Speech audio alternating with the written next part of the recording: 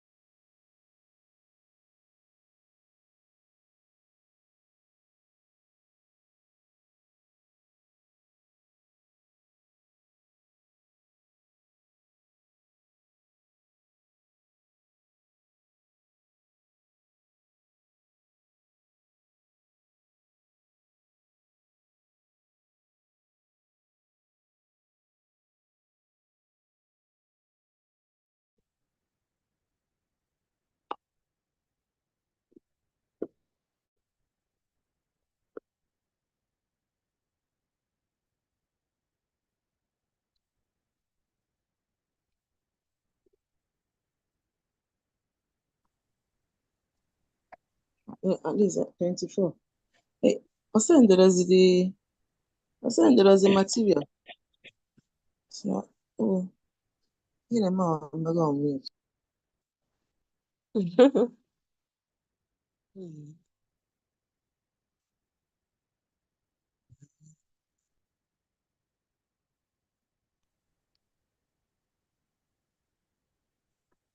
One key, Abdullah.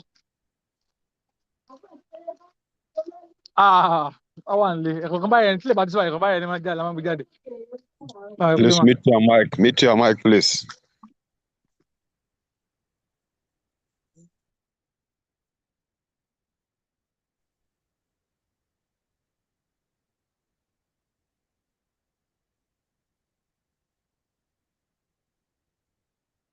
Excuse me, but this old man has the stamina to destroy a 20-year-old girl. Good evening, everyone. Please confirm Good if evening. you Good can evening, ma'am. hear me. Good evening. All right, good evening. Happy weekend. Welcome to another training. Yes, so please let's do this again. Kindly reach out to your colleagues, your classmates, anyone that you think should be here but is not here.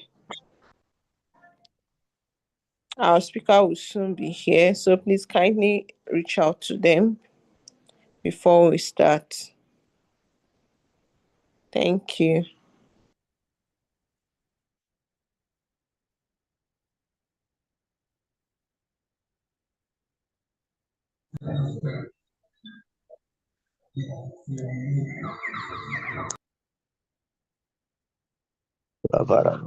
Muar ba inni ma online. Sai mun kai 100. Mu 100 ne amma an kai 70 ana yi.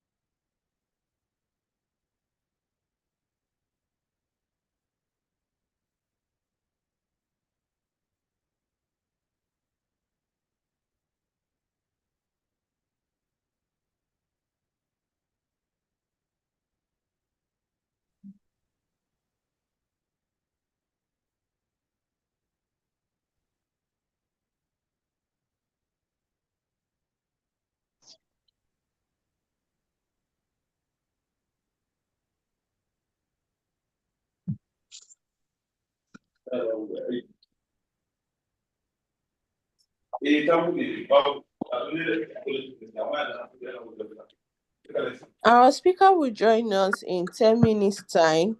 So please, as you come in, make sure that your mic is muted, please.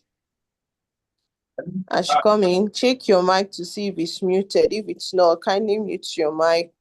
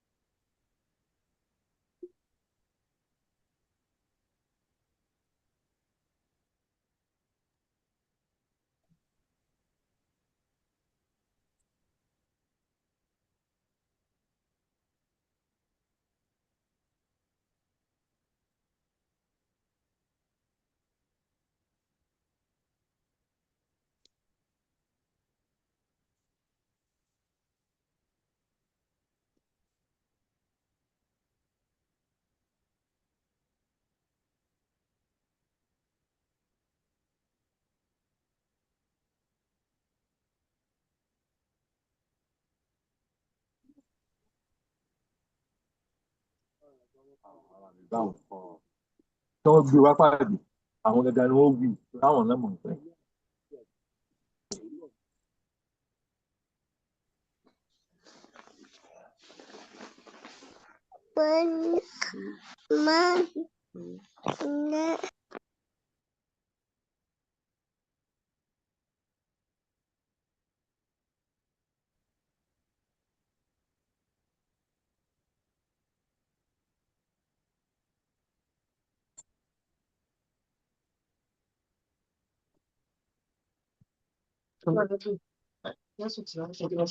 Láti máa ṣe dé, yóò wá gbó tì. Ẹ mú wà lámì o, ẹ mú wà lámì. Ọ̀rọ̀ bá mọ ní o. Ṣé mo tẹ́nu rẹ̀? Ogun. Ogun mi gán ṣe àpè ìbọn ìṣòro mi yìí.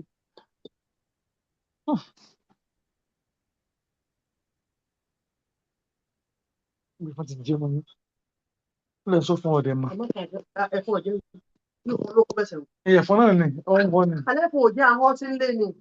Ẹ̀fọn lọ jẹ́, ọ wá ń wọ́. Nígbà tó ń gbà tó dìde, mo wọ́n rẹ̀ kúrò mẹ́. Ó lọ́dọ̀ pé mo máa ń wo ẹ̀mú rí náà. Wọ́n mi ò ní. Please, are we here for presentation or we are here to listen to others talking in their... Please, the organizer should mute everybody if the program is not ready.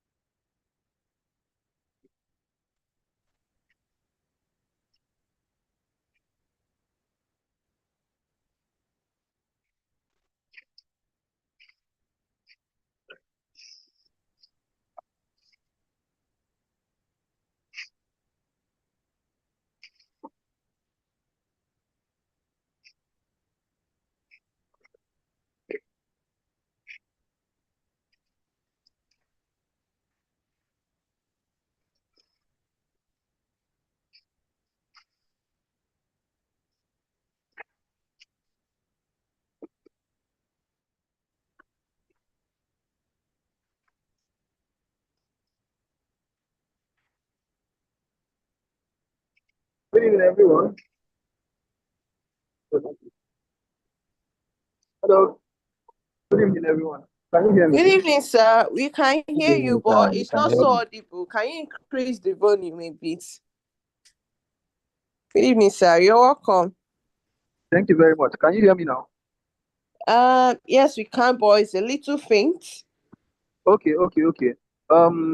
Just someone can hold the fort for me. I'm still on my way home. I'll be home in like 3 minutes time. Okay, sir. Yes. So please, I don't want this kind of route. Okay, sir. All right. Okay.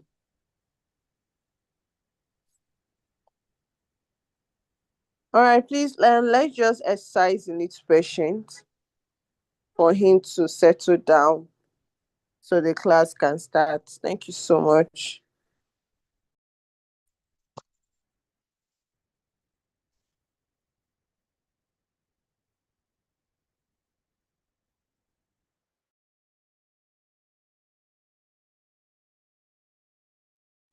Or maybe while we wait for him, can we kind of talk about how this RCF class has been so far? And let's just say, how has it affected your clinical reasoning and your work as a physiotherapist? So let's just talk about it and hear what each and every one of us has to say about it. So the floor is open.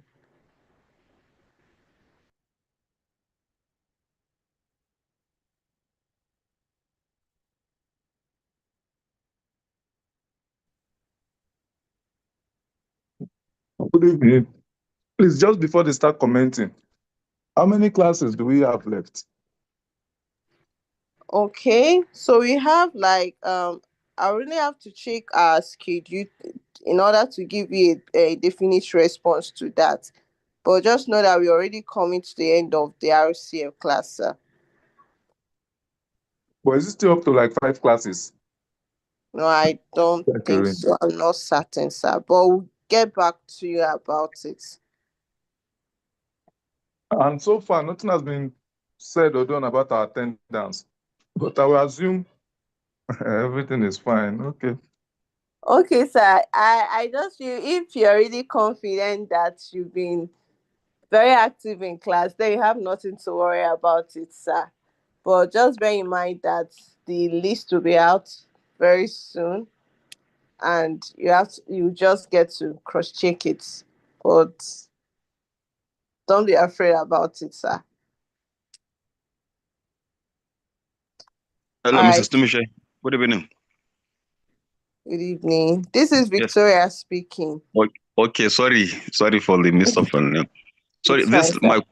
just a question with respect to this. The slide that was sent tonight. Sorry. Okay. How can we download it? Okay. Or is it I was able to open mine. Yes, I've opened mine. okay? I I think also open it. But what I'm asking, can we still download it like that? I don't think so. Since the link is there, Okay. you can actually access the file through the link. So you Okay. may At any just point have in to time. save the link. Okay. Yes, sir. Okay. Thank you very much. You're welcome, sir. Mm. Thank you. So I'm back now. Sorry for All right, keeping you all sir. You're waiting. welcome.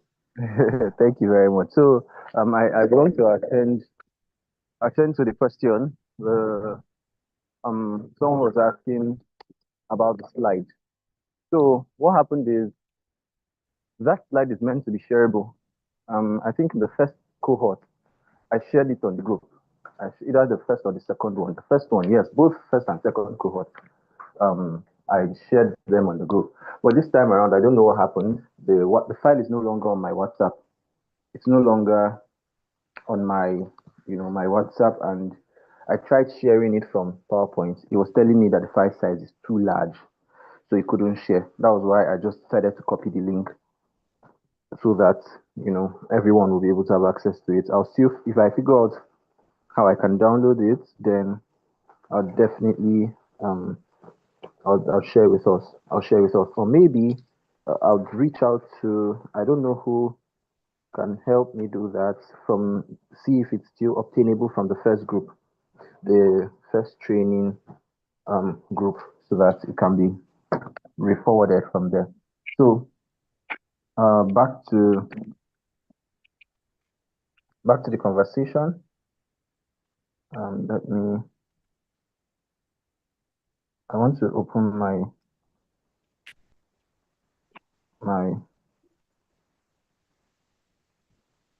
Excuse me, sir. Please, can something be done to the audio? It's very faint.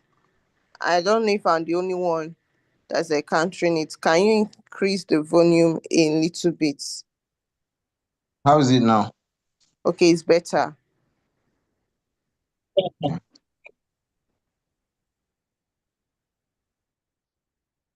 Okay, so let's go ahead. I think it was my headphones that were making the sound to blow a bit, to be muffled a bit. So yes, this is what we have. This is what we have. So I'll try as much as possible to cover the content within the time that we have, without losing essence of this conversation.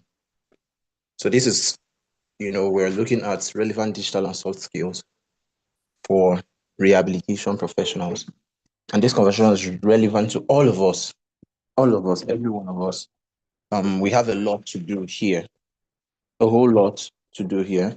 And my special regards and my special respect to all my senior colleagues on the platform. It's a privilege to be here doing this for us and with us. And I strongly believe that there's so much we're going to gain from it, okay? So this is an introduction. Why are we please do not edit. I don't know if you have I don't know whether I gave anybody editing access. You can view, but don't edit. I think I'll still have to change that. Maybe it was a mistake. Okay, so back to what I was saying. This is what we have. We'll be looking at, okay, an introduction of what digital skills are, understanding digital literacy, telehealth competency, data management and security, adaptive learning, and continuing education. So these are the major skills that we're going to be looking at. And these ones: communication, emotional intelligence, problem solving, and critical thinking, cultural competence, and time management. Now, leadership and teamwork, digital collaboration tools, adaptability and flexibility, and then we'll go to our conclusion. And one thing I want you to know is we're not conversing, talking about all of these things in isolation, or I'm not going to come and start talking about each of them individually and dragging everything. No.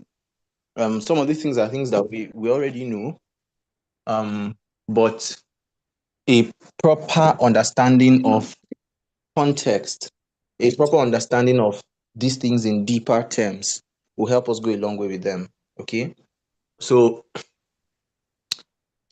looking at all of this, let's get started. So what are soft skills and what are hard skills? What do these things mean? Okay, I think we can have somebody attempt. I would like to have at least one person attempt. I would ask only a few questions during the course of this presentation. But this is important.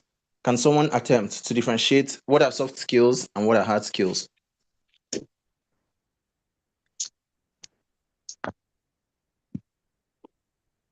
Anyone? Okay. Can I attempt?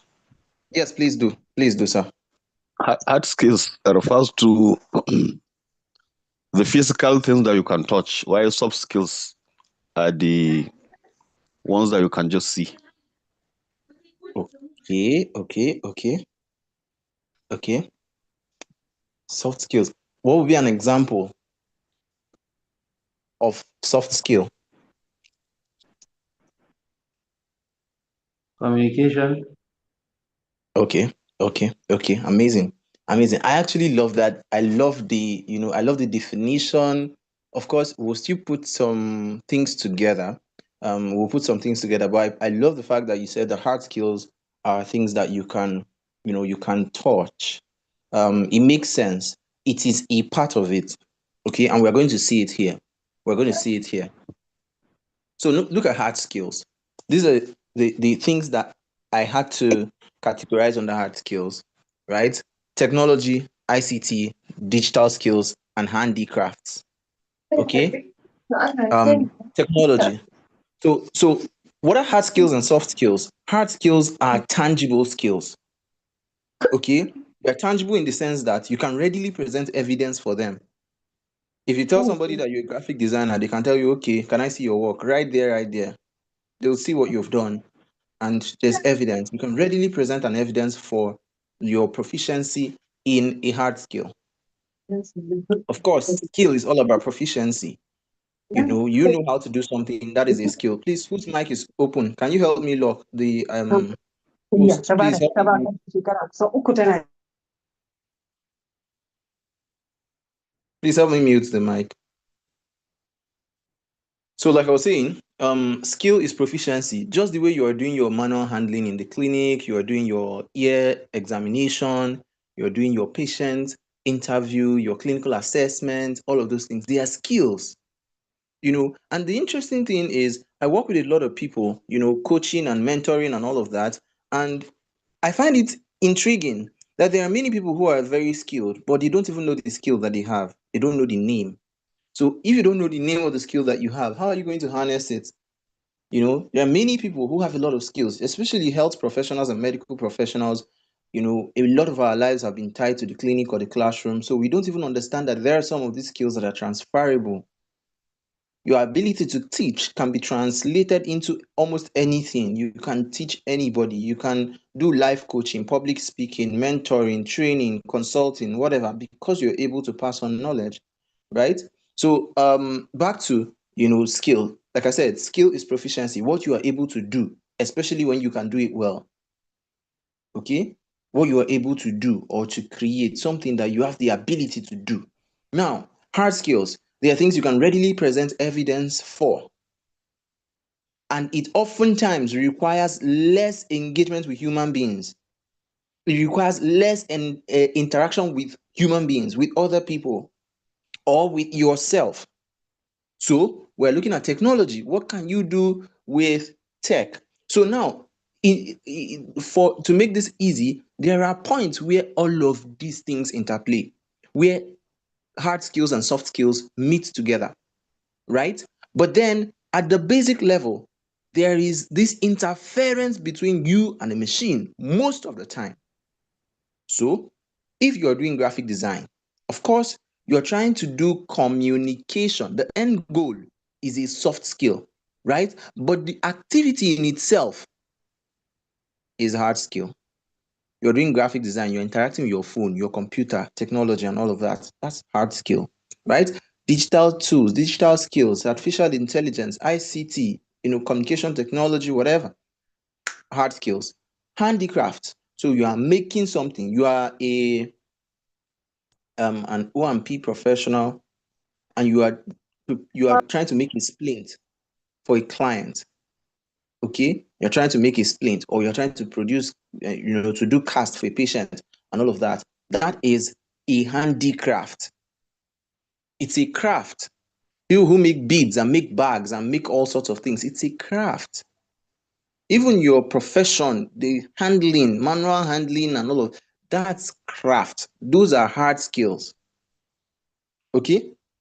Now, because at the point of interaction, it is not necessarily about you communicating with another person. It's about you handling something, touching something, moving something, creating something. Now, let's go to the next. These things are relevant. Examples, relevant examples. That's what I meant to say. Relevant examples. So we have graphic design, creating infographics, slides, web design, animations, gamification, digital content creation, writing and video production, podcasting, rehab robotics, AR and VR, of course, augmented and virtual reality, artificial intelligence, data analytics, and fabrications. You see, fabrication is under, the O&P or the physio or, anyone, OT. you are fabricating something for a patient. That's hard skill. So that you see how relevant and how important this conversation is. It's for all of us. Okay? And we are referring to the skills of the future, the skills of the next decade, the next century. That's what we are talking about. These things will never get outdated, especially when you understand what it is. Now, AI, when I did this presentation the first time, I hadn't known so much about AI. I hadn't done so much with AI. But I put this, you can see this was in 2024, right? 30th of August. That was the first session we had. Yes, I think that was the first session. I put AI and I put asterisks 3 times. Why? Because I want to always bring to awareness how important this particular topic is, this AI of a thing. You cannot run away from it. No matter how fast you think you can run, you can't run away from AI. I wish I had the time. I'll take us through some videos of what is to come. A lot of the things that we think we have monopoly over, and machines are taking over, artificial intelligence is taking over. The tool you saw me, what I opened on my phone, on my device, it's an application I built with AI.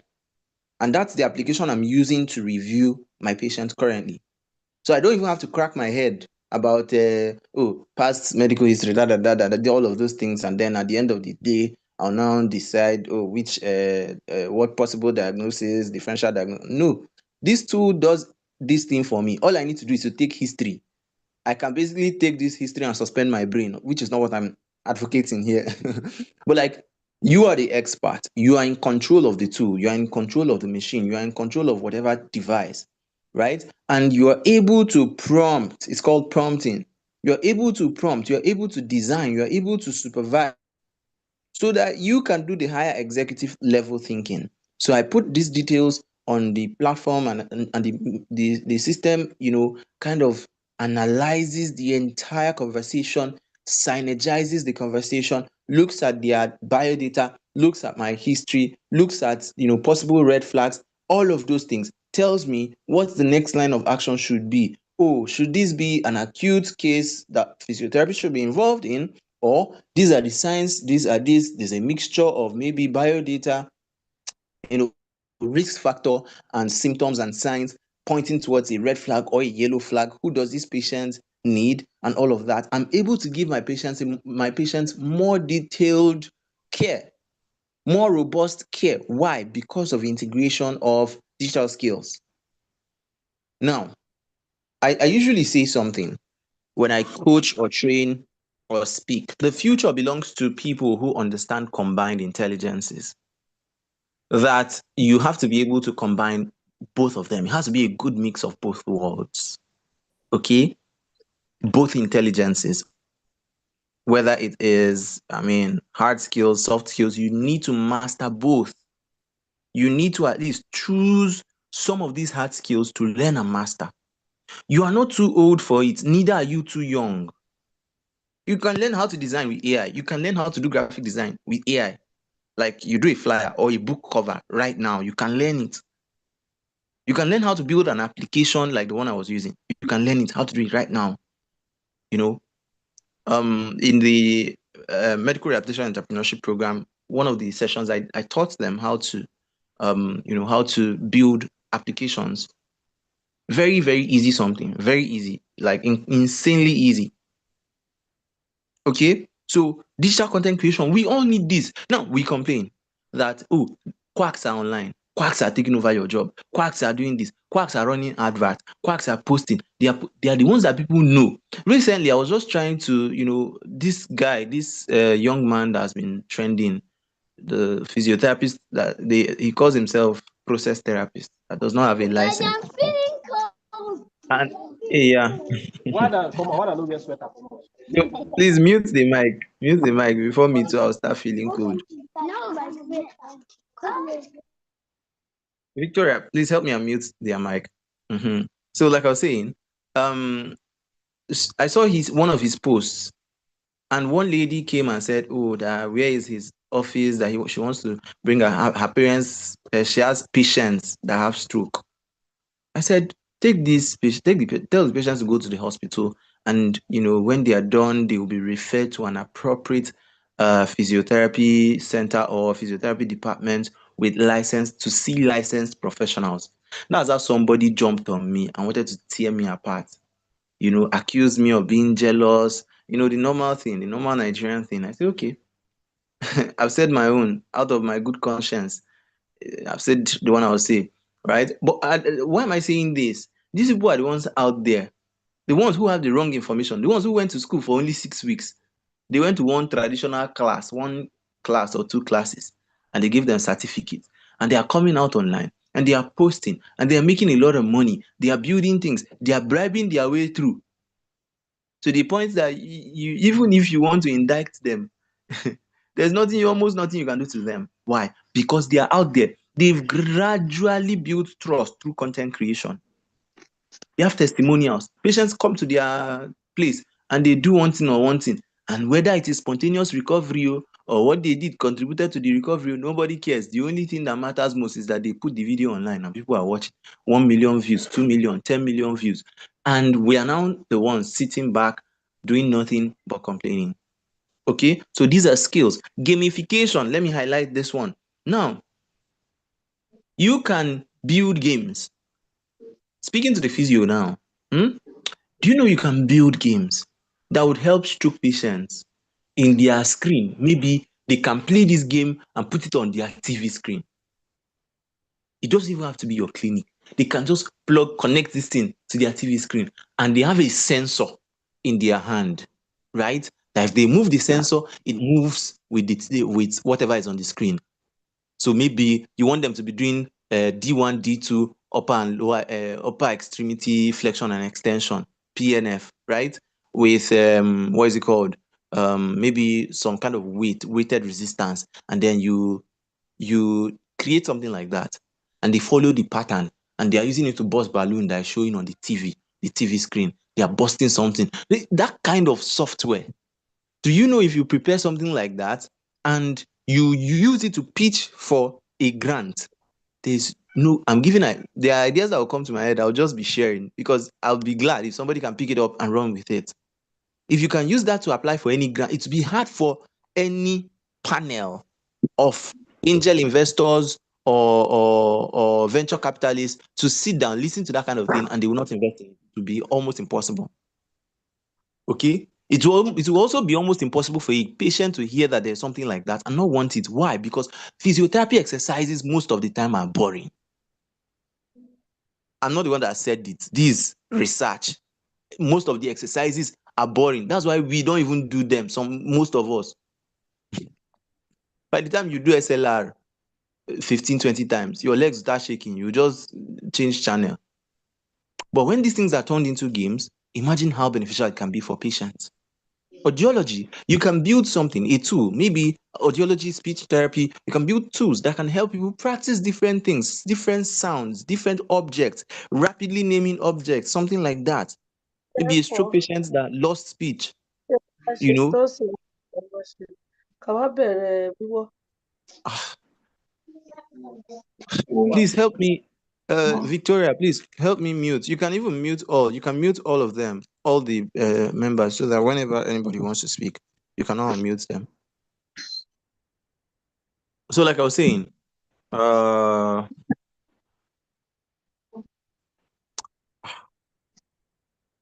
yes, I was talking about speech therapy and audiology.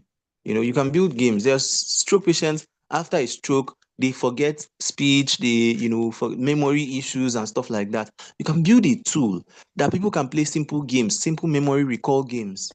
They see goats, they try to pronounce goats. They see this one, after that one, they will get it, ignore the next one. Kind of can build those things. Okay, now there's robotics, there's ER and VR. A lot of these things have already been implemented. You can key into them. Now let's go to the next one. Soft skills, usually human, interpersonal, and intrapersonal skills. What does that mean?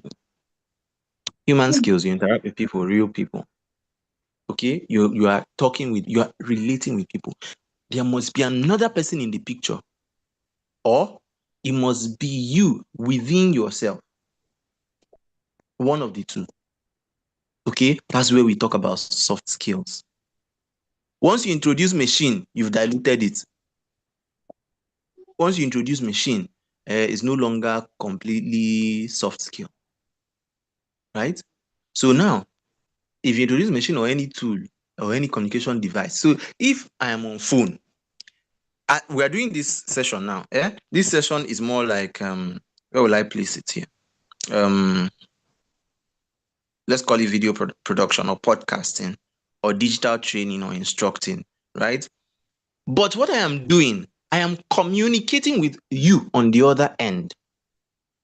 So the communication part is the soft skill aspect.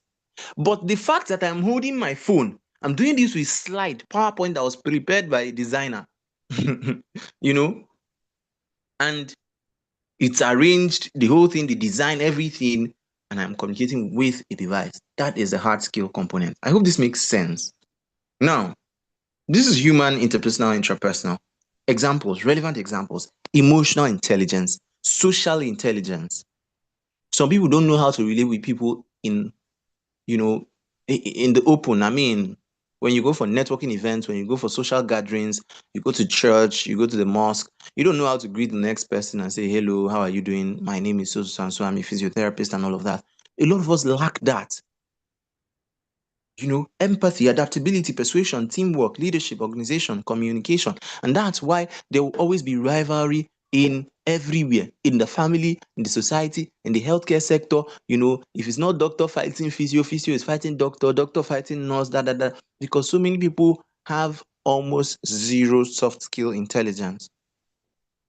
And then they're not doing anything about it because it's not taught. I mean, they don't usually teach us things like this in school, if at all.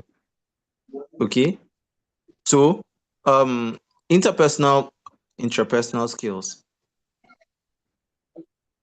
You have to be able to, skill up in these areas. You have to be able to lead yourself and lead people. You have to be able to be adaptable to certain situations, to change. Rapid adaptability is a skill on its own. Persuasion skill. Your patient doesn't want to do exercise. Your patient doesn't want to use their recommended hearing device. They don't want to do this. They don't want to live healthy. They don't want to stop taking alcohol. They don't want to stop smoking. There's a skill that it takes to be able to communicate to patients. Say, oh, this is what current evidence is saying. Ehen. So all of those things are things that we need to learn. We need to learn and master for the sake of our patients, for the sake of the team that we work with, and for our own sake. Because if you're not emotionally intelligent, if you are not resilient, if you don't know how to study your own self and know when you are burning out so that you can withdraw. Please, can this noise I don't know how to explain it again. It's a lot. It's a lot. Please, can we kindly mute our mics, please?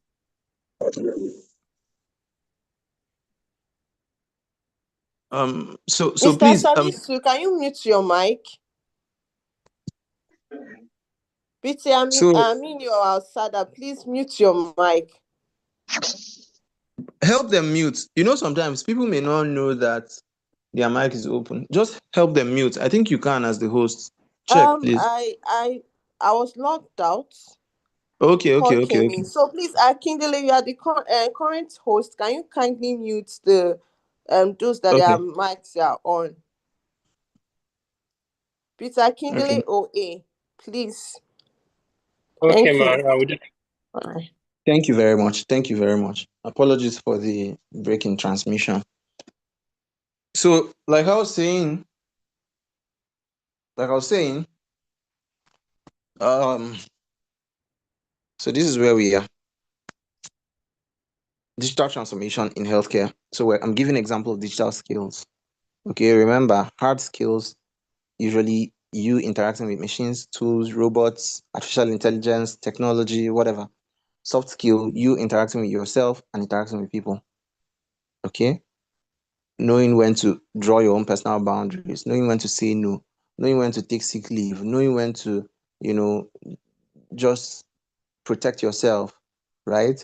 Knowing how to communicate with other members of the team, knowing how to speak clearly, knowing how to put your message together. Even some people, the way they write history, the way they write their medical history, you just know that this one communication is hard, you know. So it's something that we all have to be, willing to learn, and it's learnable. It's learnable. So digital skills. Um, Now this is looking at the digital transformation agenda. Okay, the importance of digital skills.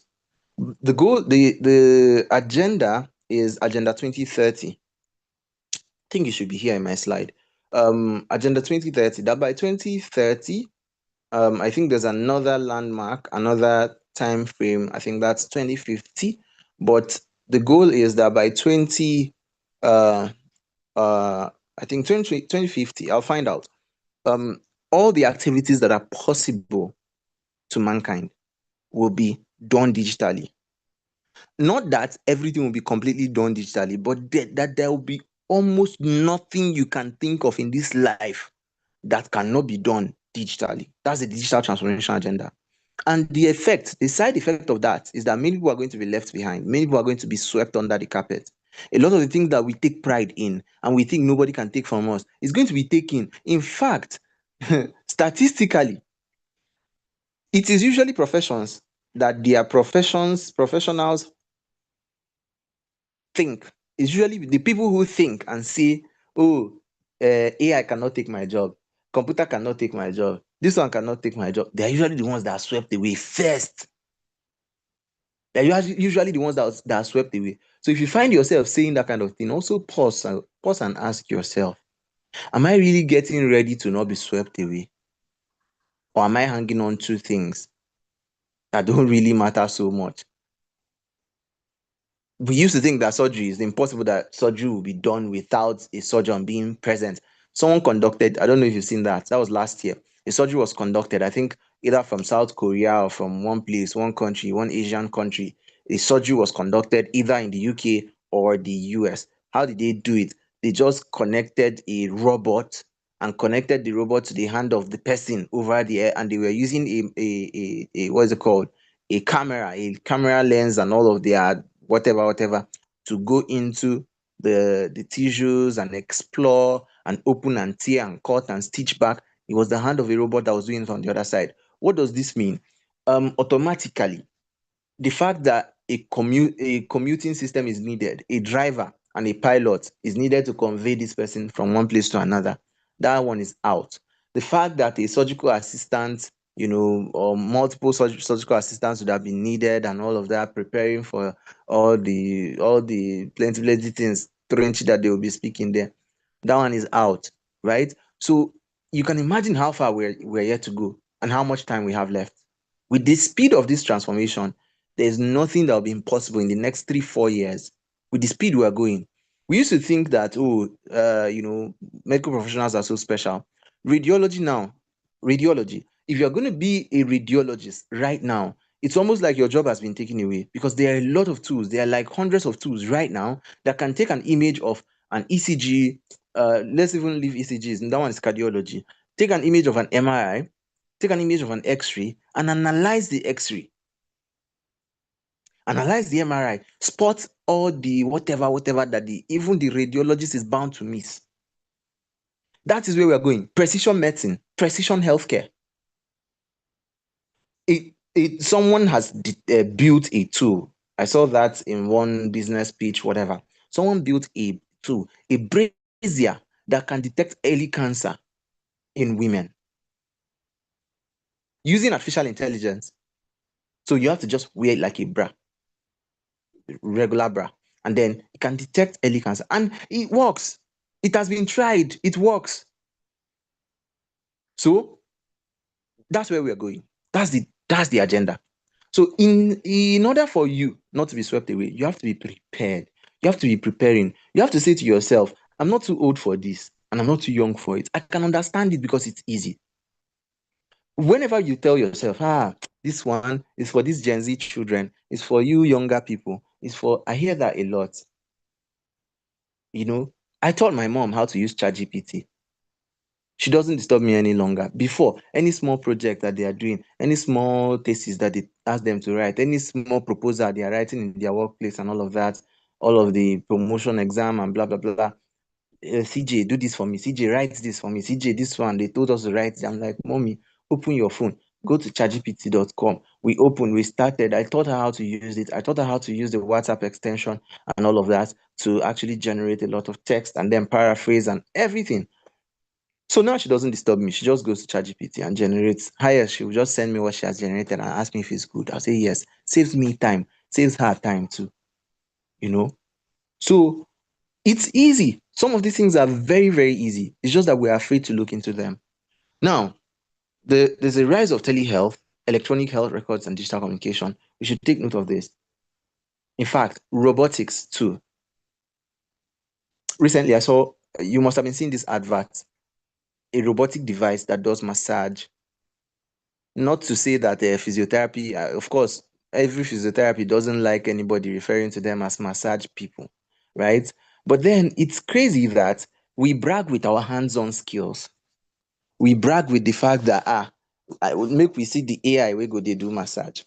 But that's where we are going. It's already here, right? There are tools that can, probably in future they'll be detecting postural malalignment, measuring cups angle on the go. You no longer have to send for whatever radiology and all of those things. It will detect it on the go, plan treatment on the go.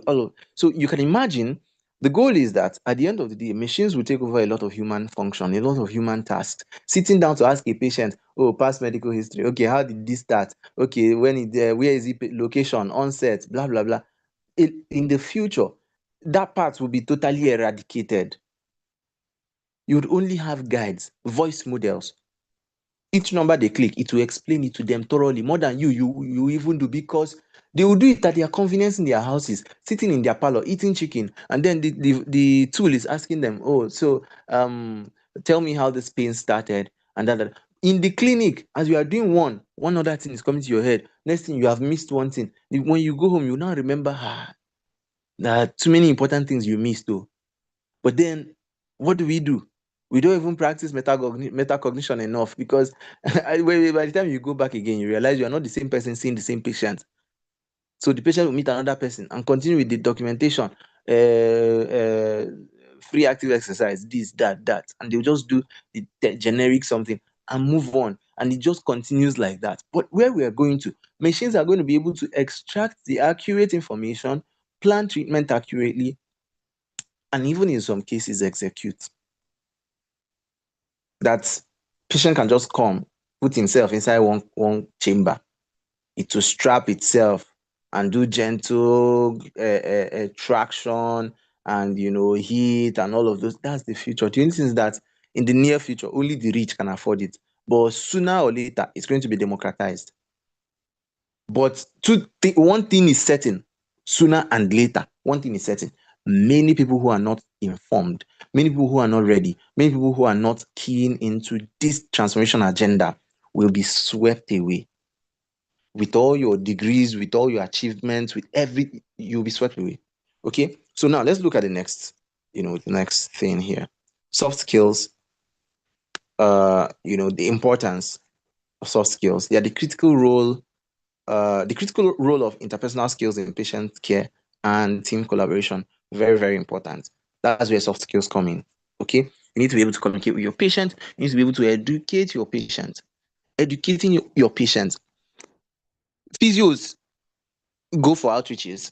You go for outreach with physios, World Physiotherapy Day, all of those things, Physiotherapy Day of Service, and you just listen to physios trying to communicate to patients, not patients this time, to people, lay people in the market, in church, wherever.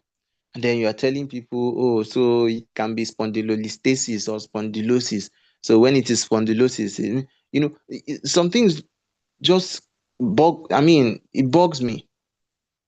There are ways to actually communicate in simple language. There are ways to communicate with patients, caregivers, with regular people in a way that they will understand. Those things is soft skill. is learnable, is learned. Okay, so let's continue. So these are our objective. Okay. Number one, digital literacy. This is number one skill. Your ability to learn and use, your ability to use tools and technologies effectively in professional setting. This will set you apart from the rest of the world and apart from all your colleagues. The ability to use digital tools and technologies.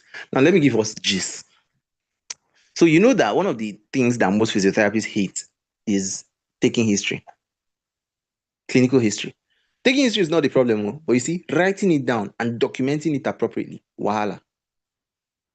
You can clock a patient with 45 minutes. Within 45 minutes and you are done. The documentation will now take you like extra 20 minutes. A lot of time. If you are going to clock and also treat, maybe it takes you like an hour, 30 minutes or 1 hour.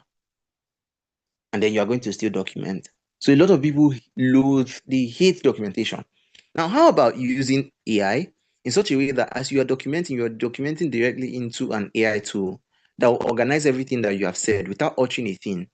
And after organizing it, you can just download the copy. You can just put everything together and, it does the organization, which one is past medical history and all of that. The patient just gave you the details, everything. You organize the ones you can. Copy everything, put it into, a Google document, because with Google Documents, you can access that on any platform, on any system.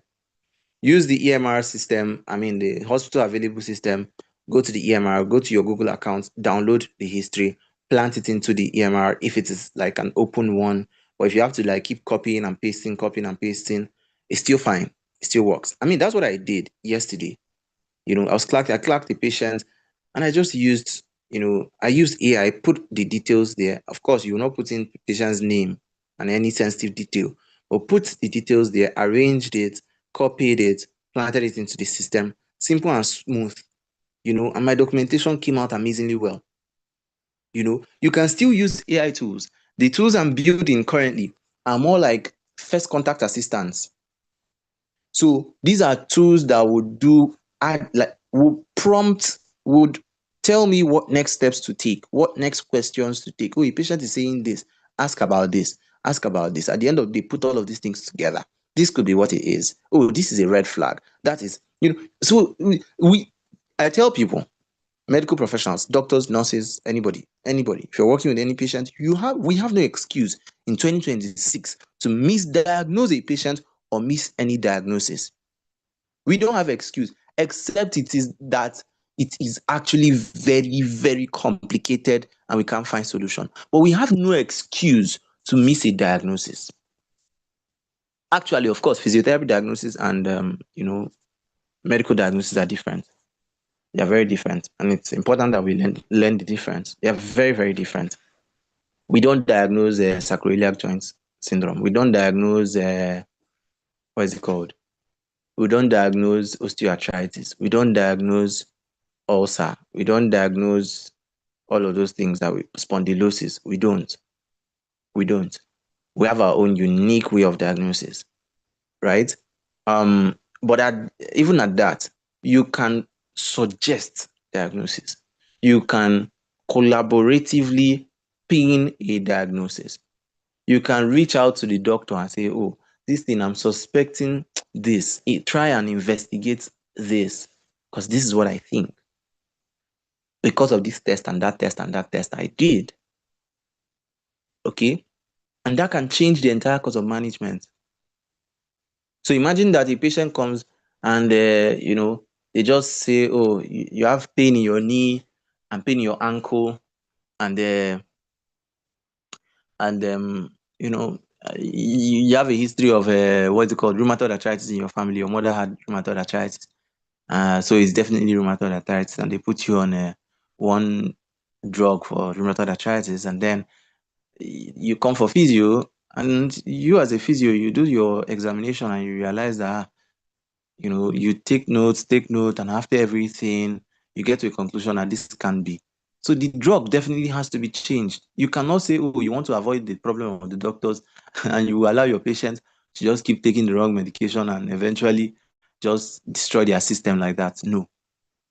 Okay? But these things can be way easier that you hardly ever miss any important point. So now let's go on. So importance, streamlining tasks such as documentation. You see, I said it, documentation, scheduling, and communication. That's the essence. These things can be way easier. In fact, in future, what we would see, the future of healthcare, what we will see in the next 3-4 years is patient walks into your clinic. You may not even be around. There's one microphone there. They will just go and press. Ping pong. Good morning, Mr. Whoever. Kindly answer the following questions. And the patient will start answering. By the time they are done, kindly wait as we transfer you to the appropriate professional. Triage will be heavily automated. Heavily. Maybe all will be needed is a triage supervisory nurse. But triage will be heavily automated. You just come in, you talk, blah, blah, blah. Okay, wait as we transfer you to the appropriate this and that, or put in your details, and you'll be scheduled for an appointment. It will automatically schedule. So all those people you are seeing in front desk in many hospitals, they will go. Why? Now, especially private facilities, because people are looking for how to cut costs, including the government. Once the government learns that employing AI will help with cutting costs, a lot of people will start reconsidering their work. Okay? Now, streamline tasks, patient engagement, utilizing tools to enhance patient education and engagement. Examples of tools that we're talking about. We're talking about electronic record systems, EMR or EHR, telehealth platforms. You can even build your own telehealth platforms. You can still use WhatsApp as a telehealth platform. We've talked extensively on this, and that was in the entrepreneurship mentoring program. Now, patient management softwares, right? Telehealth competency, why it matters, access to care, expanding reach to remote and underserved populations, and convenience. The fact that a patient can do rehab from their house. The fact that a patient doesn't need to come to the clinic to be able to do their physiotherapy session, because you can supervise and guide them from the comfort of their room with your smartphone, whatever. Of course, it's not in all cases. Yeah, some cases will require them being physically present. Okay, but then that's what it is. Telehealth competency, these key skills involved conducting virtual assessments, adapting clinical skills to a virtual environment. Now, one of the things that you can also use is tools that make this thing very, very easy for you. I have a tool, I have a triage and assessment tool that I developed by myself. I sat down. In fact, I used APTA protocol, American Physical Therapists Association protocol in that tool. I prompted it into the tool carefully.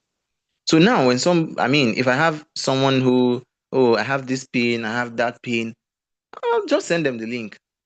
They will fill everything there, and the tool will help them triage, will help tell them, this case, is it a physiotherapy case, or is it and something you need an urgent referral to see the doctor, or you need to see this particular specialist, or you need these people and that people, whatever, right?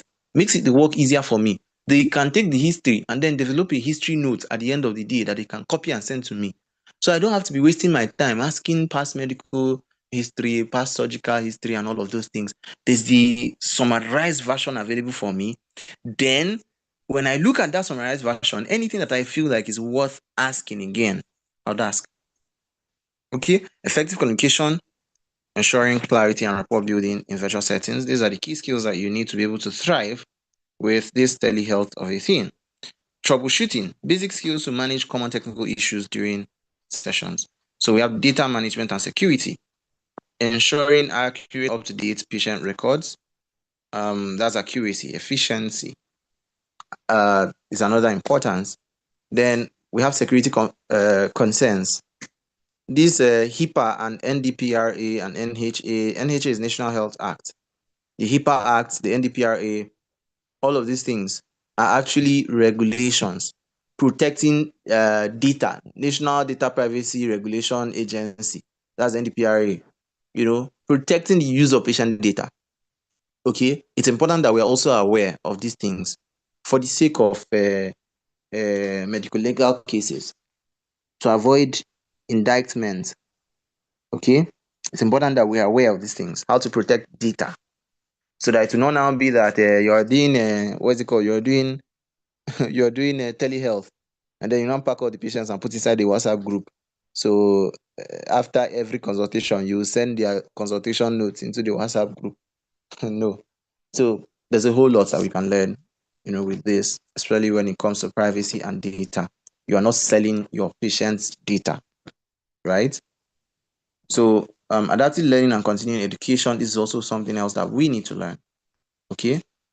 Keeping up to date with the latest research, techniques, technologies. Totally important. Customizing learning paths, tailoring continuing education to individual learning needs and career goals. Digital tools for learning. These are examples of tools that you can use for learning. Online courses and webinars are good. Learning management systems, virtual reality for skill practice. We're getting to a point. Let me share this with you. I used to be afraid of driving.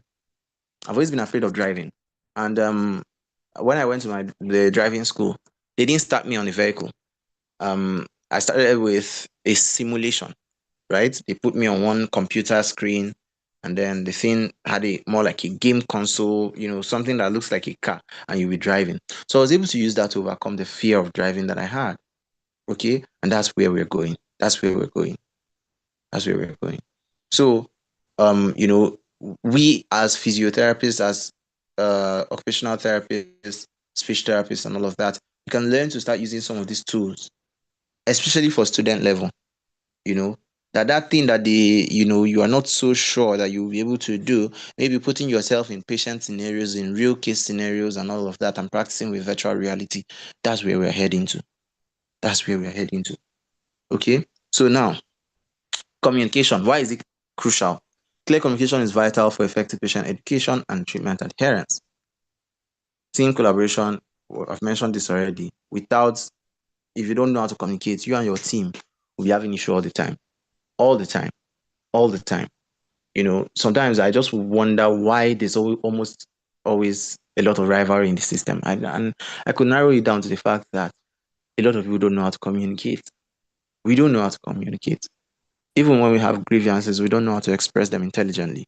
So it becomes an issue. Okay.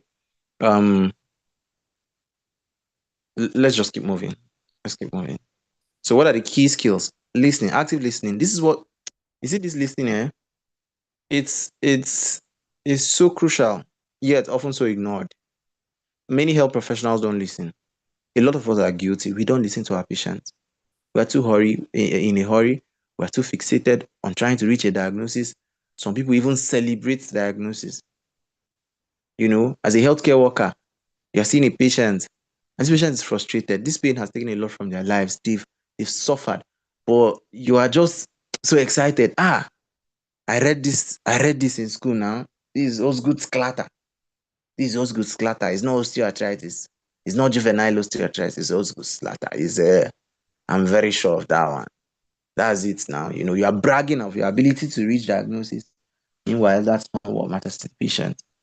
Okay, because you're not listening to the patient. And sometimes too, you even get the diagnosis wrong. But a lot of the time, if we're able to listen, we'll realize that the key to the patient's diagnosis, the key to the patient's treatment, the key to the patient's recovery is often in the stories that we refuse to listen to. Sadly, the system is not built to actually help you listen properly. Okay, so there's a lot of rush and hurry, and at the end of the day, we just end up treating patients as if we are quacks.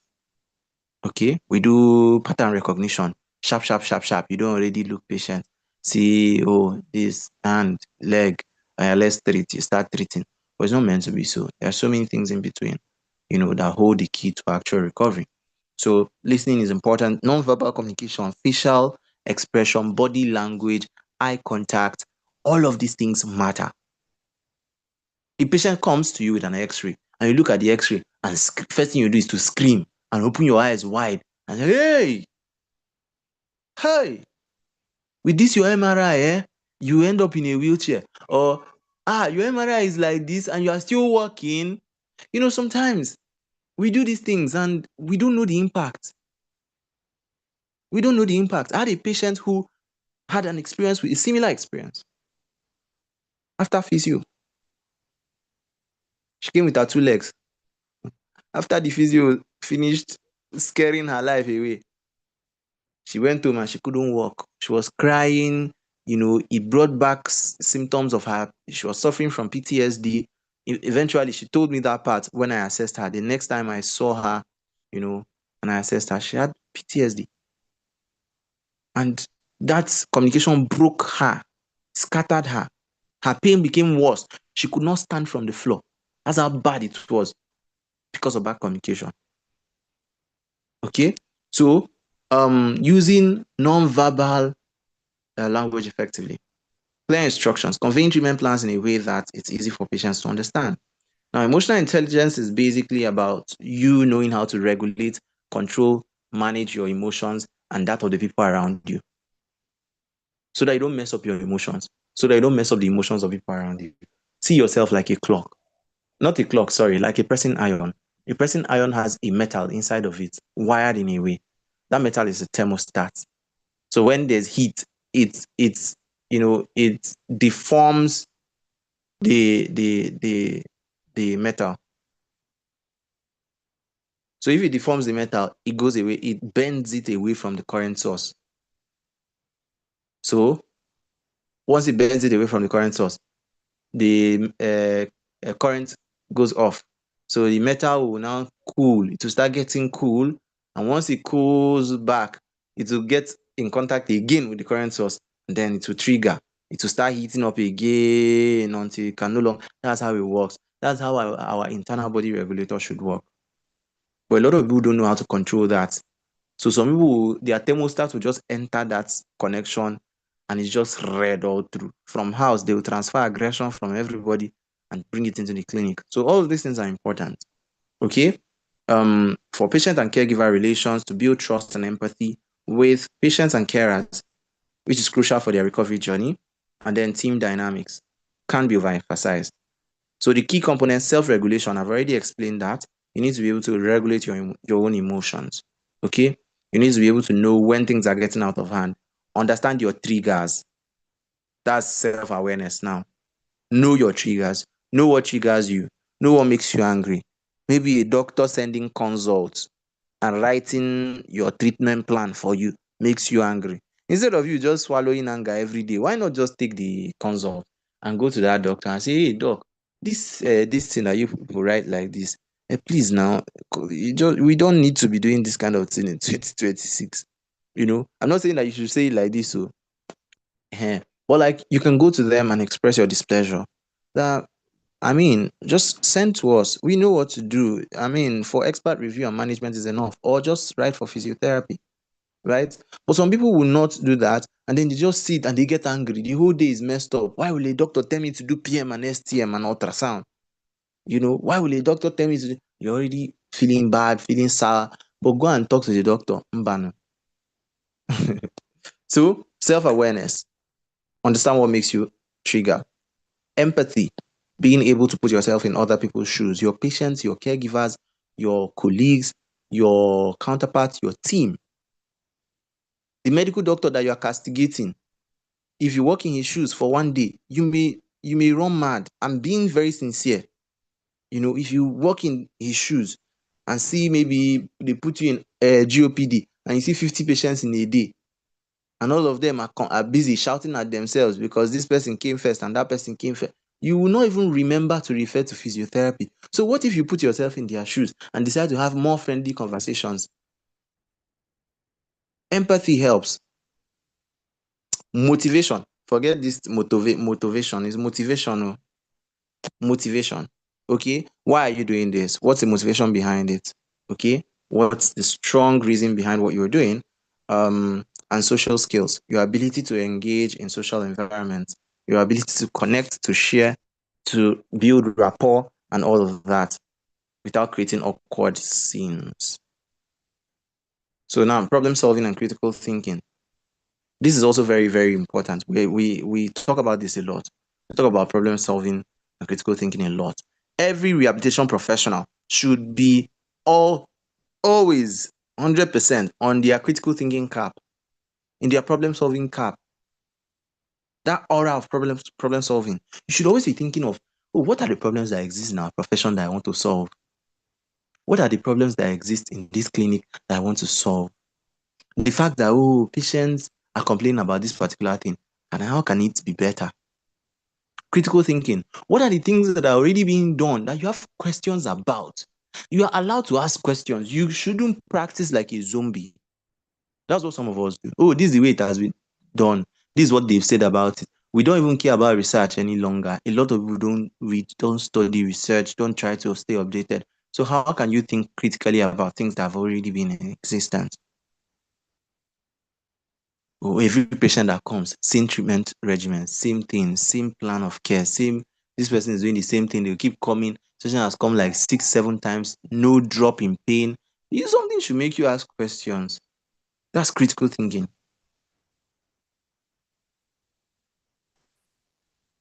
Hmm? So how can we develop these skills? This is a case study analysis. The brain is a muscle that needs to be trained, and every clinical case is a different type of gym. I wrote this myself.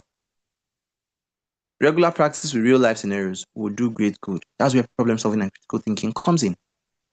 A patient has come 2 or 3 times, their pain is not going down, or their hearing condition is still the same. After 2 or 3 sessions, they are still having the tinnitus. They are still having one issue or the other, or speech difficulty. So should I continue in my line of care, or is there something different that we should do? Is there an investigation that we need to do? What will prompt that investigation? Is it every patient that comes to my clinic that I'll just send, go and do MRI? Because you think MRI is cheap. When you when you eventually need an MRI, that's when you understand the MRI is not cheap. It's not cheap.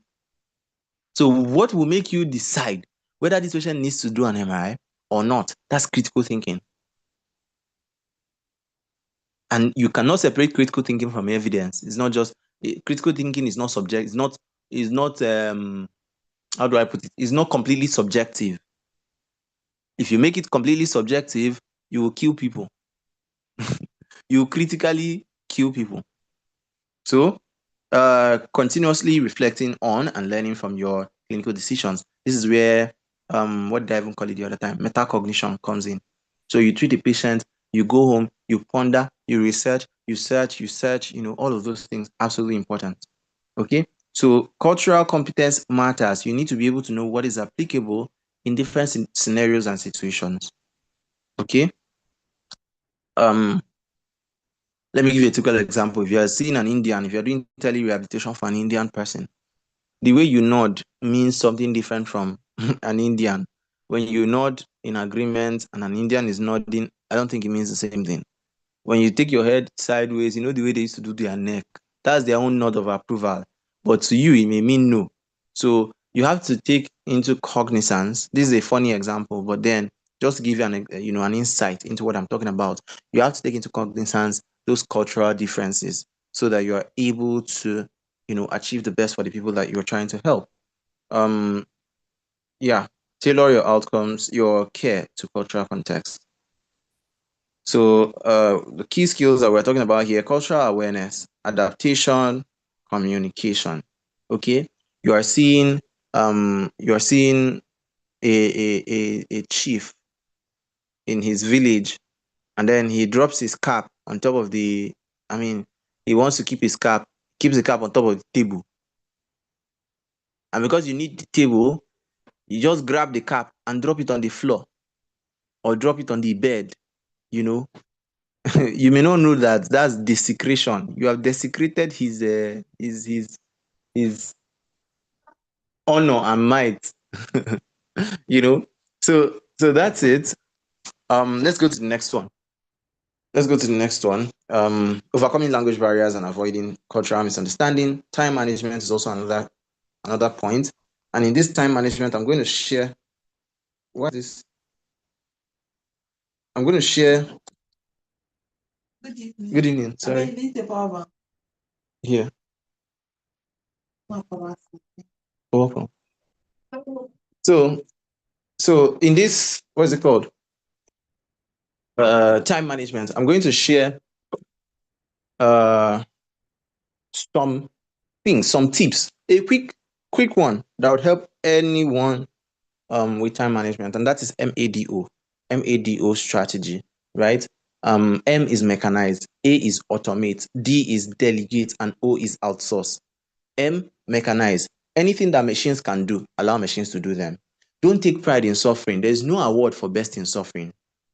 A lot of times I notice that, especially the older generation, I don't mean any diss, right? But then there's this endurance of hardship that many people are used to. So somebody using AI is tagged as laziness. Somebody using washing machine is tagged as laziness. Somebody using anything that looks like it will make life easy is tagged as laziness. Please, anything machines can do, allow machines to do, so that you can have more time for what matters the most, for what you love, and for what gives you money, more money. So automate. You can automate a lot of things. You can automate your responses on social media. You can automate your clocking, anything. Maybe patient reaches out to you, can I book your service or whatever? You can automate that response. You can do so many things with automation. Automation simply means that there's going to be a tool, maybe a robot, maybe a chatbot, something out there pretending as if it is you, standing in your place as your personal assistant, whether paid or unpaid. They are doing that work for you. And when people need you, they are there. If there's anything serious, they can now inform you. That's the kind of automation I mean. So delegate. Learn to delegate things. Learn to look for your junior colleagues. Learn to work with volunteers. I have a lot of volunteers that work with me. A lot of them. Designers or plenty volunteers. So if I need something right now and I want somebody to do it, I can just post it and they will get it done. Delegation. Why? It's not by force. It's because I'm exchanging value with them. I've given them so much that they're now looking for how to give back. So you can think of how to delegate your students in school or your friends who are willing to do stuff for you, your spouse at home, oh, please handle this for me while I handle this. So it's at the end of the day, it's a win-win situation. Okay, that's how delegation is. Outsource. Learn to pay money so that people can come and do stuff for you, so that you can save more time, so that you can use that time to do more important things in your life. These things are learnable. Okay, I pay people. I have a housekeeper that comes to clean my house, and I pay her. I pay the housekeeper. Once it's the time, I'll drop my key and I'll go, and then she'll do the cleaning, and then I pay her the money, and then that's it. Why? Because I need the time to be able to do activities that bring me more money. So why would I be stingy with a small change and then lose bigger money that I'm meant to be pursuing? Okay. So now let's go to the next part. Reducing burnout. The importance. Okay. I already talked about this. Practical strategies. Prioritization. Identify and focus on the most important tasks. Yeah, talked about all of this. So leadership and teamwork. Of course, we know how important this is. Thank God there are leadership programs available in the all the sessions that we've been doing, all the CPDs that we've been doing.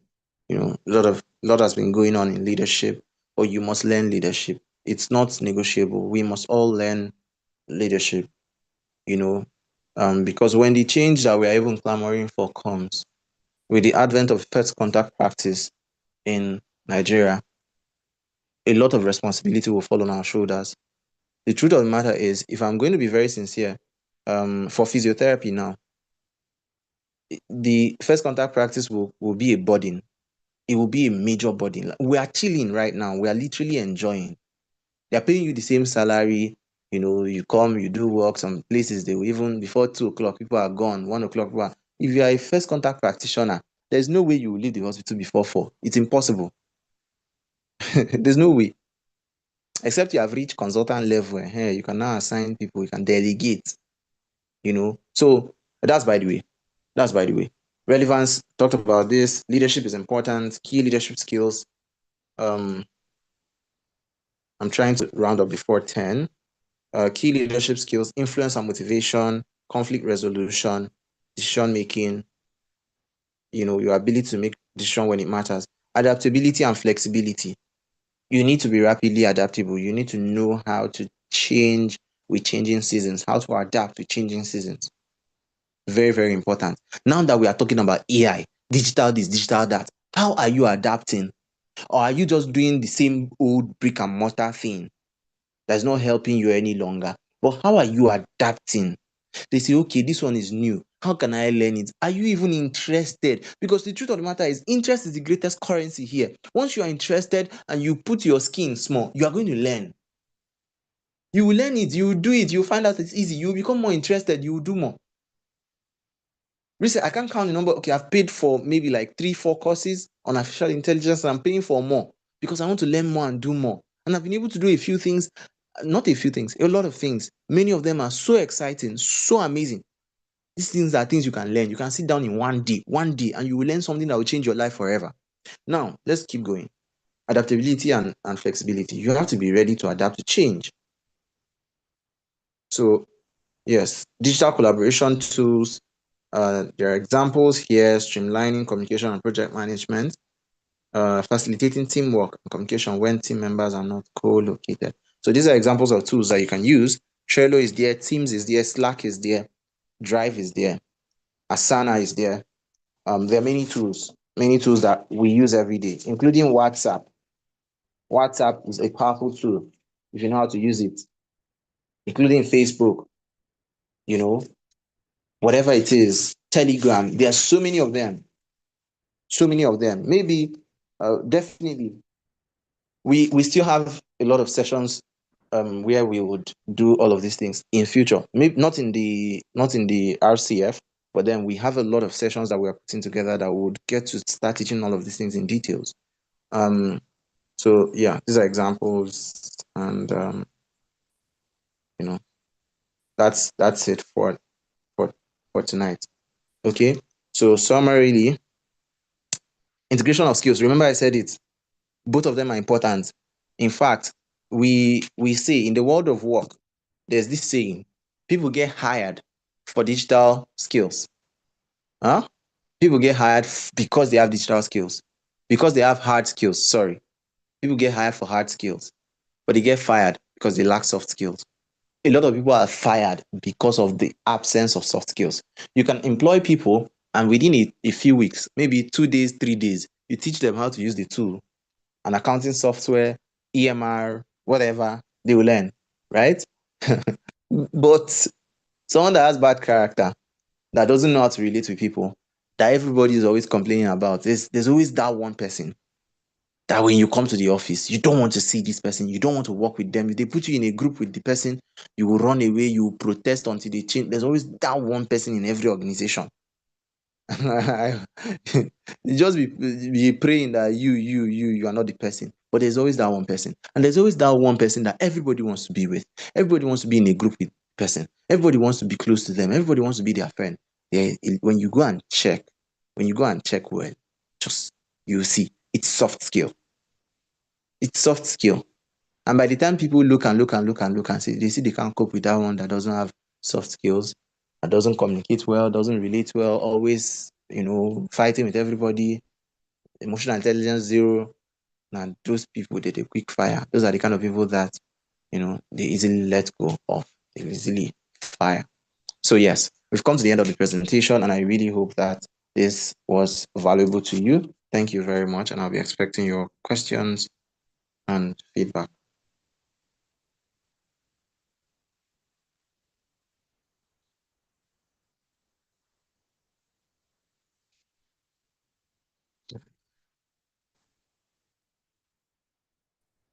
Hello. Can you all hear me? I can hear you. I can hear you. Okay. All right. Thank you so much, sir. Thank you. So please, it's time for question. We just take about 3 questions, 3 person question, and then we'll call it a night. So please, if you have any question, it's time to ask your question, please.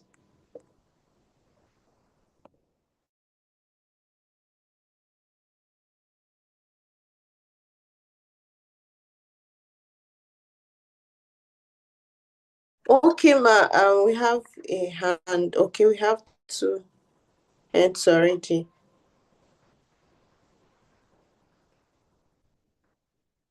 Okay, ma, you can speak. You can unmute. Yeah. Okay, good evening, everybody. Good evening, Victoria. Good evening, Chijoke. Thank you very much for this wonderful presentation. At least I really, really learned a lot. So my question is like quite simple, but it's just based on most of these technologies you were mentioning and all that. Sorry, we are still trying to get accustomed to some of those things. I would like to know, like, I don't know whether MRTB has something in place. I think at the end you said something about maybe some classes coming up, maybe you're teaching this in like much more. This is just like you're listing those things. So like I would like to know how maybe someone that is interested, can we contact you privately for, guidance on how to navigate some of those things, or will MRTB maybe a paid what's it called, a paid training kind of for us, or if it requires private sessions, or I know how to navigate all those things. I'm really, really interested in it and how to go about it. Okay, thank you.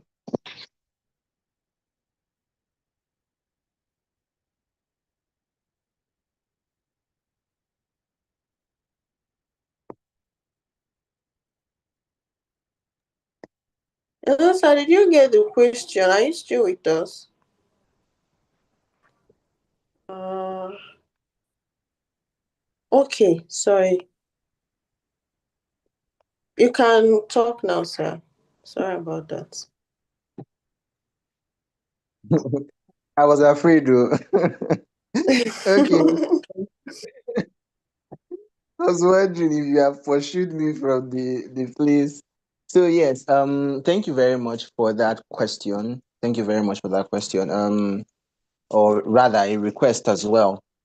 There's currently an entrepreneurship training going on, MRTB Entrepreneurship Mentoring Program for all rehabilitation professions. I know I've done my best to pass that information. I've shared it a lot of times, but I know that people may not usually get information, people may not check group chats and all of that. Um, so yes, I have a group chat where some of those things, whenever I see them, I share them. Any program coming up that I feel people will benefit from, I'll share it with them, so that at least I know that I've done my part.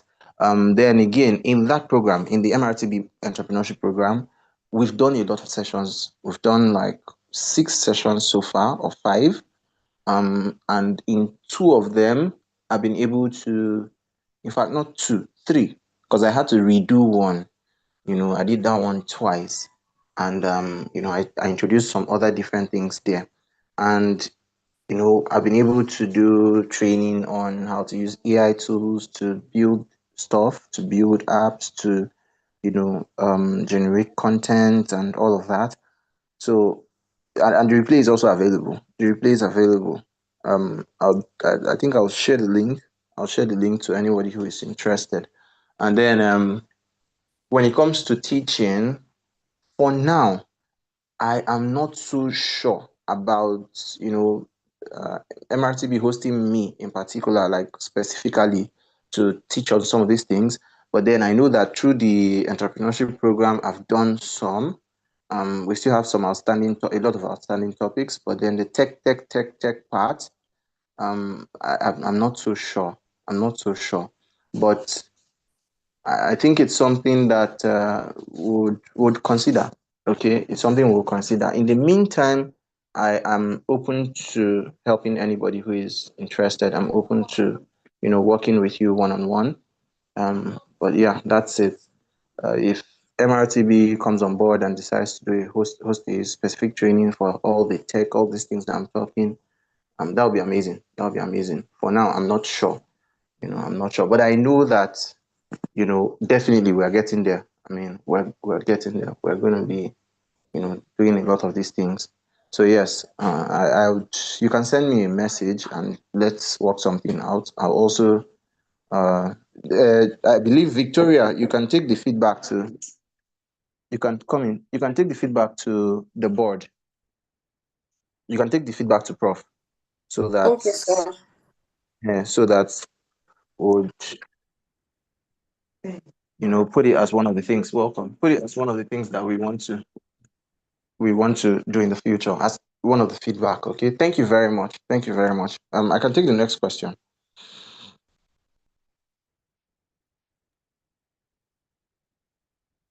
All right, thanks so much, sir. Mike, can unmute and speak. Okay.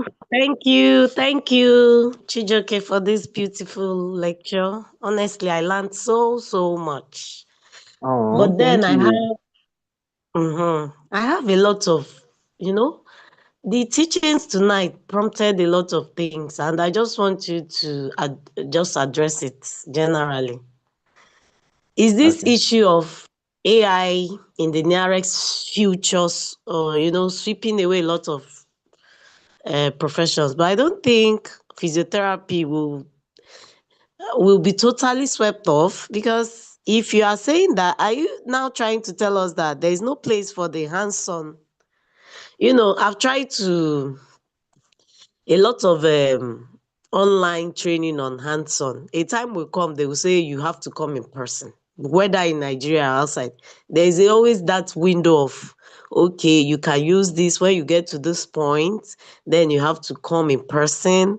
So what will happen to our hands-on training? Are you trying to say that the symbol of physiotherapy we has to do with only hands?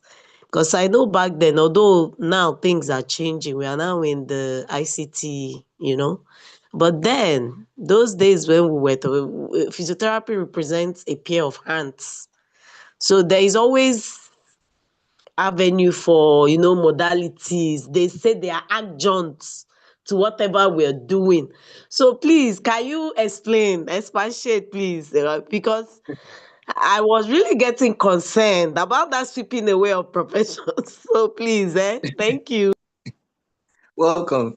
Thank you very much. I used to say, for me, who is very, I'm very tech inclined and interested. For me to have been at a position where I was telling people that the hardest profession to actually break into, that AI would hardly ever break into, is physiotherapy. That it's the hardest that will be displaced.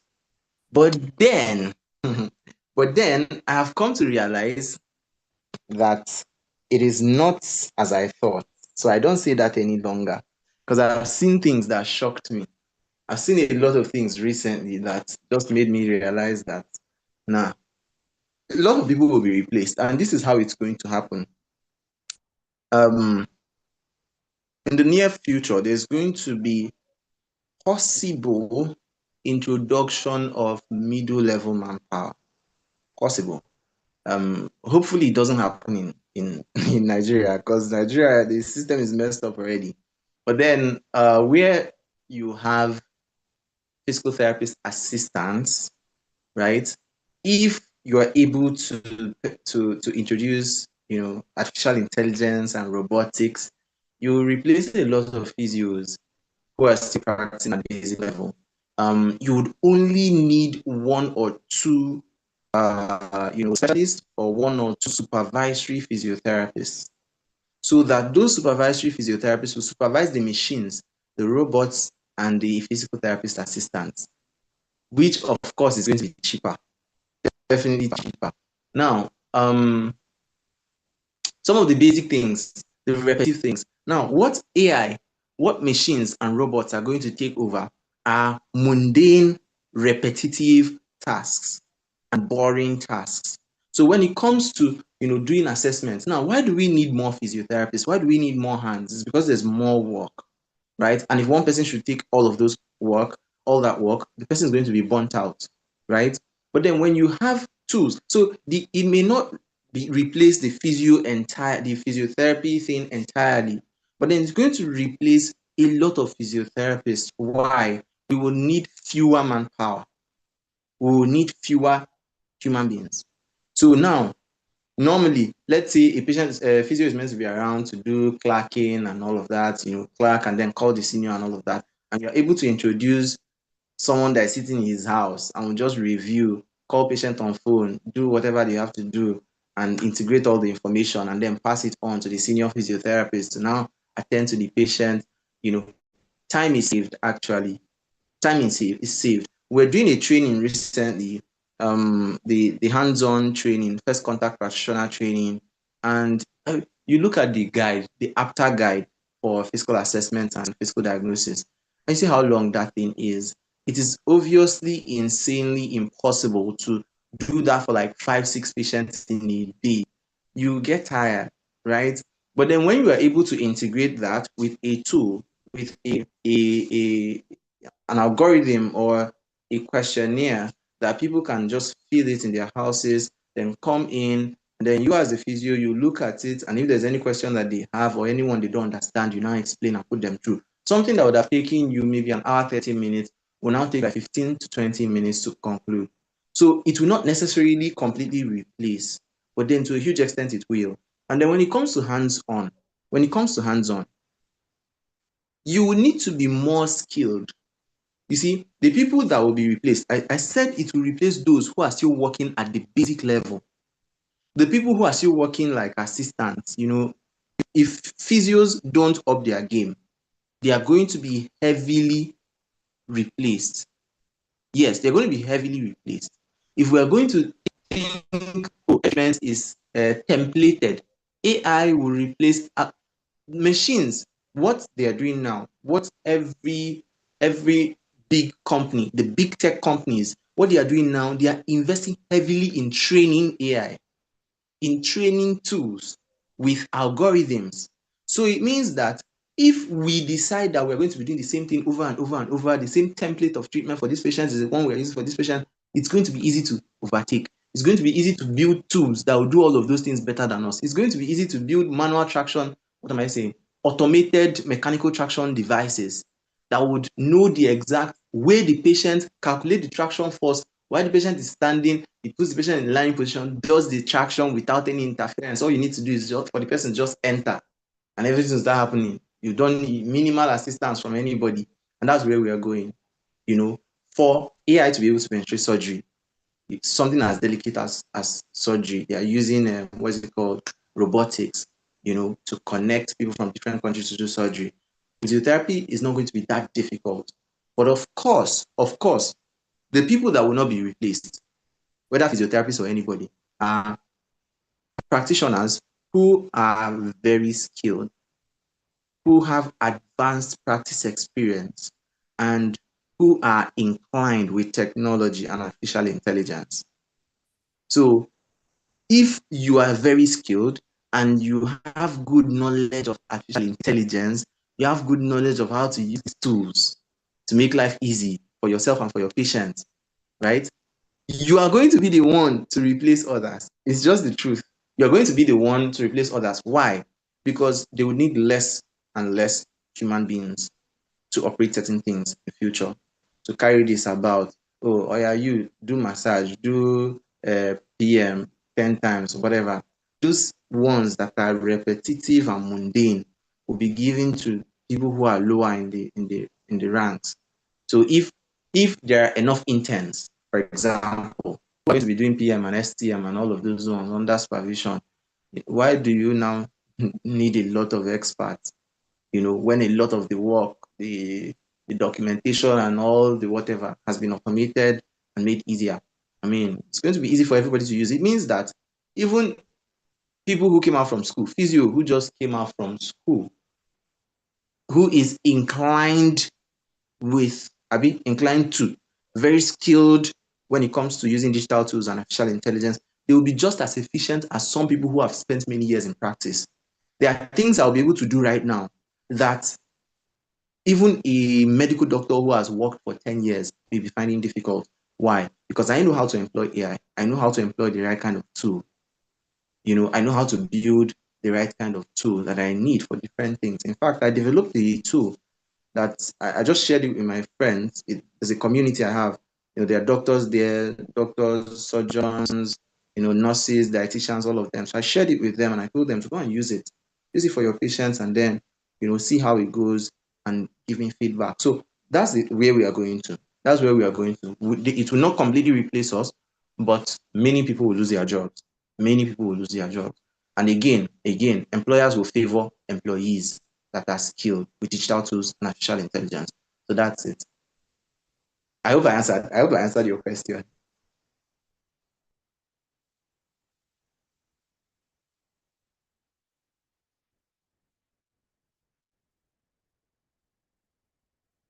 Hello. All right. Yeah, So I hope I answered the question. okay, I don't know if your question has been answered, so we can move ahead because it's already getting late. Yeah. Okay. So All right. Thank you so much, sir. I think we are all thank you. clarified. Thank you so much for Okay, time okay. and simplifying the lecture. I saw a Please, can we comment in appreciate the. our speaker? Thank you. Can you hear me? Hello? Can you hear me? Yes, I can hear you. Okay. Okay. Let me conclude with this. I saw this and I liked it. I want us to see it. Someone put a comment here. Adamu Aliyu. He said he's in a noisy place, so he's going to type. AI is truly a powerful tool. And as Tamni Bakshi said, what is it again? Yeah, AI in healthcare is the future. AI is not here to take our jobs. It's here to make our work easier and more effective. It feels like physio and OT, innovations such as robotics and AI-powered technologies are already transforming care delivery. Absolutely. These tools don't replace professionals. They need skilled professionals to operate them, guide them, and apply them ethically and clinically. That's why learning digital skills and understanding how to use AI is so important. If you have the skills, you will always be needed. Nothing is being displaced. We are simply evolving and healthcare is moving forward with us. Exactly. That's why I said the people who don't know how to use these tools, right, will be replaced by people who know how to use them. That's the summary of everything. Everything. The people who don't know how to use them will be replaced by people who know how to use them. And AI will not. How do they even put it now? They say AI will replace people, right? AI will replace people. AI will replace machines and robots will replace people. What you have to do is to learn how to press the buttons, learn how to control the AI, learn how to build the AI that will replace people. It sounds wicked, but that's what it is, right? And then learn how to be in control. Why? If you know that, you'll always be in demand. You'll always be in demand. You'll always be in demand. Definitely. Definitely. So, yes, we have come to the end of the session tonight, and I hope you got value from this. Do well to reach out to me. I'll be glad to connect with you and know how this session was for you. Thank you very much. Thank you very much. I'll leave my number here so that those who want to reach out can reach out. I'll probably start responding from tomorrow. Okay, so thank you very much. And special thanks to the board for making me a part of this. I've done this for every cohort of the RCF so far, and it's always amazing. It's always amazing. Thank you. All Victoria, right. please over to Thank you. you so much, sir. Okay, we got You're value. welcome. All right. Good evening, everyone. Thanks so much for staying to the end of the class. I believe that we all got value in the class. So tonight there won't be quiz. Yes, there won't be quiz for today's class. So in the absence of any other thing, oh sorry, Pitidera, do we have any announcements? Is there any special announcements? I don't know if she's still on the call.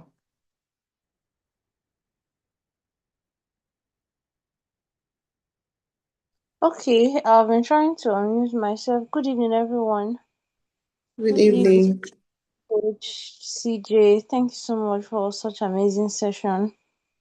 It's quite unfortunate that I couldn't really follow at the beginning up until the end. I had issues with network. I don't have any special announcements or anything, and we're not having quiz tonight. Reason being that it's already late, number one, and I know that we've learned so much, and I know we need to rest. Then two, because of the network issues I've been having, I wasn't able to really, pay attention and synthesize questions for us. Aside that, there is no special announcement for. Okay, yes. Very soon we'll be having a new cohort for RUCF, and I would really encourage us to send in suggestions. But then, most especially, I need people from professions like speech therapists, audiologists, pianos, although there are a lot of them now, OTs, just about the other of the professions aside physios. I really want a lot of them coming on board. Then some states are grossly underrepresented. States like Kogi, Cross River, Bayelsa, Delta, most of these states in the south, and I think northeast, some of the states from northeast, some of them are grossly, underrepresented. And the aim of this is to be able to have trainers across the federation that can train people or answer vital questions, as regarding the new thing that the profession is doing. So you can start scouting for people. Once we are ready and have all the things planned out, then I will let us know so that the suggestions can come in. Thank you so much and good night, everyone. All right, thank you so much, Ma. So that will be it for tonight. Good night, everyone.